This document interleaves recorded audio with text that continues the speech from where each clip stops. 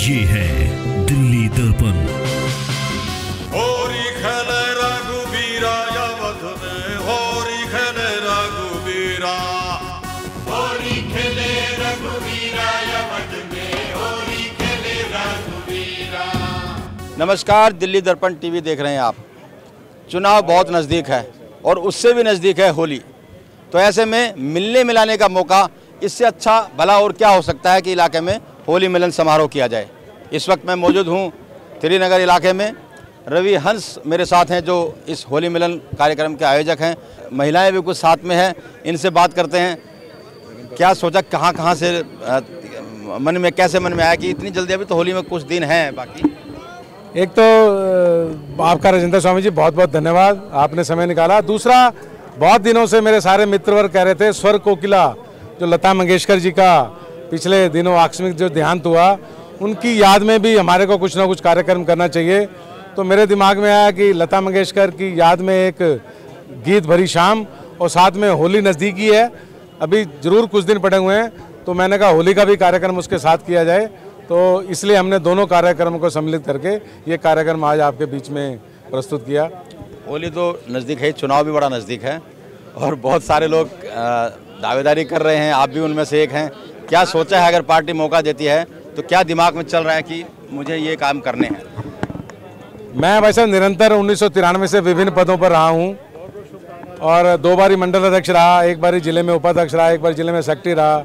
आर्य समाज का प्रधान भी हूँ मैं, अब त्रिनगर का जिले का प्रवक्ता भी हूँ। पार्टी अगर मौका देती है तो मैं ज़रूर उसकी उम्मीदों पर खरा उतर के दिखाऊंगा, क्योंकि क्वाड वार्ड से मैं 2 बारी मंडल अध्यक्ष रहा हूँ और हमारे 38 बूथ थे जो 41 बूथ हो गए हैं, और मेरे को एक एक जने की एक एक जानकारी है क्या है। मैंने 3-4 बार चुनाव भी लड़वाए हैं। लास्ट त्रिनगर जो विधानसभा का चुनाव हुआ तिलकराम गुप्ता जी का, उसमें मैं चुनाव संयोजक भी था। नंद किशोर जी के मैंने चुनाव लाए, मीनाक्षी बेनीवाल जी के मैंने। दावेदारी तो आपकी बिल्कुल बनती है, इतने पुराने हैं और सब कुछ है, और संयोग से सीट भी जर्नल है। मैं तो पूछ रहा हूँ कि क्या कुछ दिमाग में है कि ये मुद्दे लेकर के हम जाएंगे? नगर निगम में बीजेपी की सरकार रही है, आर्थिक संकट रहा है, डेवलपमेंट के काम हो नहीं पाए हैं, तो एक बार जनता के बीच में कैसे समझाएंगे उनको कि ये दिक्कतें रही इसलिए विकास कार्य नहीं हो पाए, या नगर निगम ने कुछ अच्छे काम किए उनको गिनाएंगे, तो वो सब चीज़ें क्या होंगी? स्वामी जी, इसमें दोनों ही बातें हैं। सभी लोगों को विदित है, दिल्ली की जनता बहुत पढ़ी लिखी जनता है, बहुत समझदार जनता है। इसको पता है कि किस प्रकार से केजरीवाल सरकार ने सिर्फ नगर निगम को बदनाम करने के लिए जो 13,000 करोड़ रुपए नगर निगम का रोक रखा है।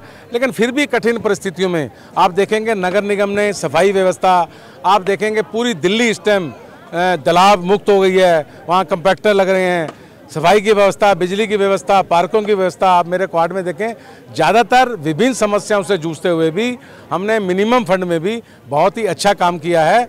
और ठीक है, मोदी जी ने पूरे देश में जो एक वातावरण चलाया है, आज इंडियन पासपोर्ट की जो वैल्यू बढ़ गई है, कहीं ना कहीं नगर निगम में लोग कह सकते हैं कि ये मुद्दे नहीं है, लेकिन परिप्रेक्ष्य में ये मुद्दे भी शामिल रहेंगे। और नगर निगम में भी हमने बहुत अच्छे विधायक के कार्यों को भी सामने रखा जाएगा, उनकी नाकामियों को भी सामने रखा जाएगा। लगता है कि खुश हैं आम आदमी पार्टी के सरकार से और विधायक से? आप एक बार जनमत सर्वेक्षण कराएं, आप देखेंगे एक बार भी यहाँ की विधायिका के किसी भी को चुनाव के बाद किसी ने शक्ल नजर आई है? बिल्कुल भी शक्ल नजर नहीं आई है।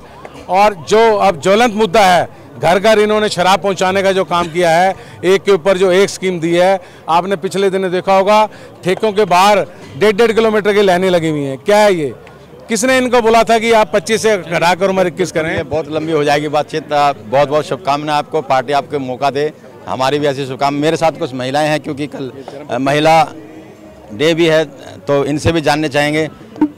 अब महिलाएं तो सबसे ज़्यादा विरोध कर रही हैं शराब का नीति का, और क्या क्या मुद्दे हैं होने चाहिए? अब तो महिलाओं को काफ़ी 50% रिजर्व सीट भी हो गई हैं। क्या लगता है कि महिलाओं को सही प्रतिनिधित्व तो मिल रहा है, उनके मुद्दे उठ रहे हैं? बिल्कुल बिल्कुल मिल। तो कौन उठा रहा है? मोदी जी उठा रहे हैं, मेन तो मोदी जी हैं। देखो हम सभी, आदेश गुप्ता है हमारे दिल्ली प्रदेश अध्यक्ष, और बाकी देखो मोदी जी का तो आप लोग जानते ही हैं, हम क्या कहें, हम तो देखो इतना ही बोल जाएंगे, जो कर रहे हैं मोदी जी कर रहे हैं। अच्छा, दिल्ली का कैसा माहौल है महिलाओं को लेकर के, मतलब क्या? अभी तो देखो हम अगर 12 बजे भी अकेले चले जाते हैं आसपास हमारे एरिया में, हमें कोई दिक्कत नहीं होती।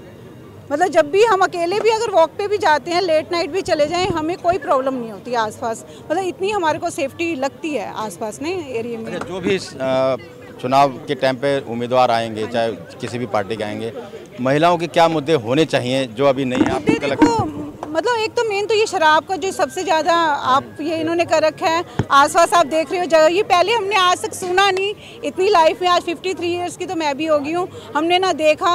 और देखो आसपास की लेडीज़ जगह जगह ठेके बन रहे हैं, है तो गलत, वो गलत है। ये मुद्दा सबसे बड़ा मुद्दा है। चलिए, तो ये थे रवि हंस और उनकी पत्नी, विस्तार से उन्होंने बात की। पार्टी से दावेदारी भी जता रहे हैं। होली मिलन के कार्यक्रम में मेल जोल का भी मामला चल रहा है। शीघ्र ही आचार संहिता लग सकती है, ऐसी सूचनाएं भी हैं। तो पल पल की जानकारी हम आप तक लगातार पहुंचाते रहेंगे। तो बने रहिए हमारे साथ। मैं काव्या के साथ राजेंद्र स्वामी, दिल्ली दर्पण टीवी। लेटेस्ट खबरों के लिए सब्सक्राइब करें हमारा YouTube चैनल